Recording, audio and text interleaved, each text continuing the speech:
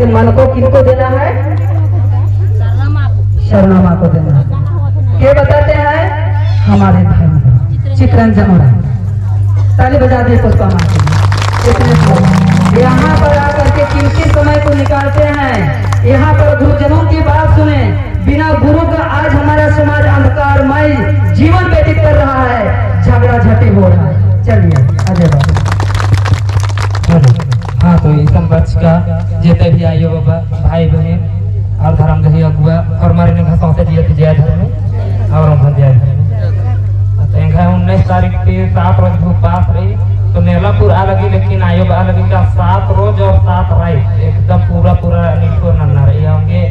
एतवार उला पटरो उपास तो हरमै बरती न्योता चिया दफा करती 10 बजे गुती हरमै चल बरती कहे कि आयो टाइम चेंज करे 12 बजे ती आप पक्के एकदम उपास हम रही पक्के होंगे हरमार 12 बजे ती एकदम बरती और इनको कुल कीड़म छोटा सा भजन तारा था इधर पुष्पा आयो होके इधर नाम होता वो तेंगा चामन इधर नामे हो तेंगी आयो धर्म गुरु बाबा चित्रंजन बाबा बरो पिंकी आयो सावित्री आयो और पुष्पा आयो का एरा हमारे तरफ का और जैसे लगाई